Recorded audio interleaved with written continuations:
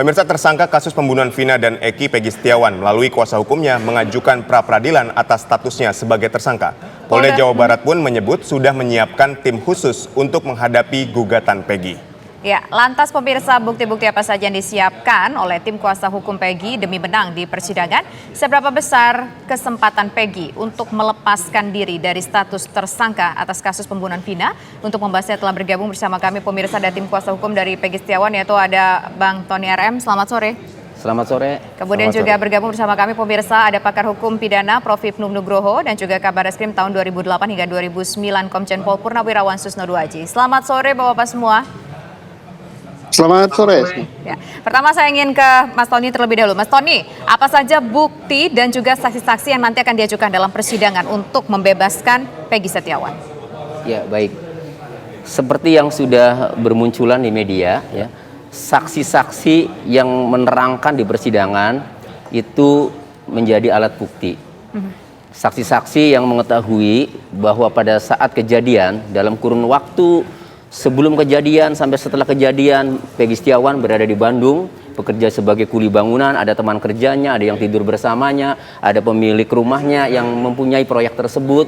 Nah, itu bisa menjadi saksi, ya, bahwa Peggy Setiawan itu bukanlah pelaku pembunuhan, karena pada saat kejadian Peggy Setiawan berada di Bandung. Itu diantaranya. Terus kemudian ada bukti-bukti lain juga, ya, seperti akun Facebook Peggy Setiawan, meskipun sudah dihilangkan, ya, sudah tidak tampak, tetapi kami tim penasihat hukum beserta netizen seluruh Indonesia sudah memberikan masukan, sudah di-screenshot semua bahwa postingan-postingannya itu mencirikan bukan seperti buronan karena selalu update, dan pernah meng-share lokasi juga di Cirebon, kemudian di Bandung juga terang-terangan kan. Kalau pelakunya kenapa nggak ditangkap kan dari dulu kan, itu orang update kan, itu juga menjadi alat bukti juga bagi penasihat hukum nanti di pra-peradilan. Nah, termasuk nanti keterangan ahli, ya, apabila memang dipandang perlu diperlukan. Ya, ada berapa saksi yang akan dihadirkan yang mengetahui keberadaan Peggy pada saat peristiwa 2016, dan saksi ahli ada berapa dan siapa saksi ahlinya?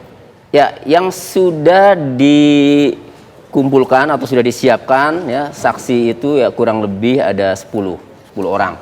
Kemudian ahli memang sudah salah satu ahli sudah koordinasi dan sudah siap, ya. Jadi ahli satu orang saja, satu ahli saja, saya rasa sudah cukup. Ahli apa? Ahli pidana tentunya. Ya, karena untuk menetapkan tersangka itu kan berkaitan dengan pidana, ya. Jadi tentu ahli pidana. Nah, kalau misalkan dipandang perlu ada postingan yang berkaitan dengan ITE, ya bila perlu kita kami hadirkan saksi yang ahli dalam ITE. Baik, gitu. Mas Tony, Polda Jawa Barat ini kan juga menyiapkan tim khusus, ya, untuk di proses pra-peradilan ini. Anda menanggapinya seperti apa? Ya, silakan. Memang yang namanya orang digugat, orang namanya dipersoalkan, pasti untuk membelanya itu pasti disiapkan tim khusus. Ya, biasa itu di dalam institusi, ya, itu ada yang namanya bidang hukum di kepolisian itu. Jadi pasti setiap ada gugatan pra-peradilan itu jangankan di Polda, di Polres saja itu yang menghadapi itu tim Bitkum, ya, bidang hukum dari Polda itu udah biasa. Ya, silakan saja bagi kami, ya, siapapun pembelanya, siapapun mau bidang hukum, mau berpangkat apapun, buktikan penetapan tersangka terhadap Peggy Setiawan itu nanti di sidang pra-peradilan menurut KUHP harus ada 2 alat bukti.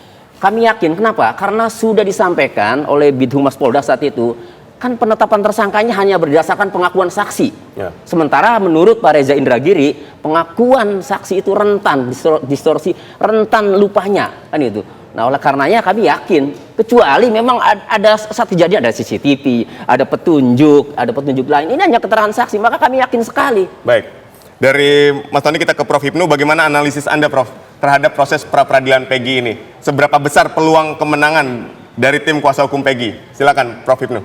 Terima kasih. Ya, pra-peradilan adalah sebagai kontrol tentang upaya paksa, sah tidaknya penangkapan, penahanan, penghentian penyidikan, penghentian penuntutan. Dan sekarang menurut putusan Mahkamah Konstitusi adalah penetapan tersangka. Dari kasus Peggy ini adalah terkait dengan penetapan tersangka. Itu yang pertama.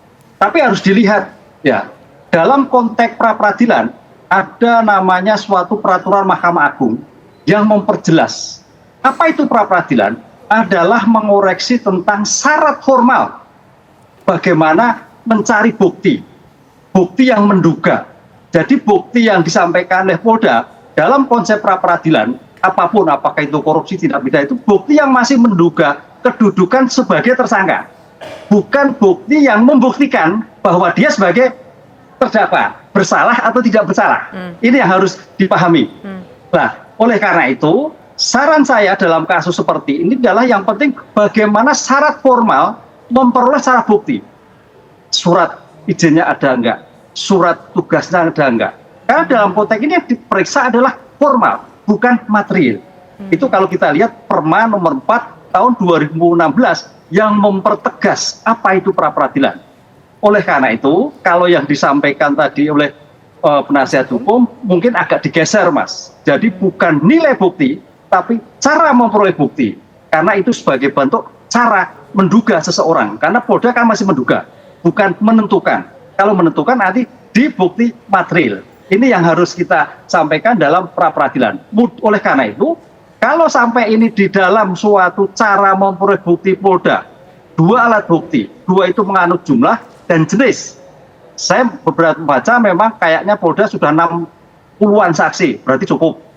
Jenisnya orang, saksi.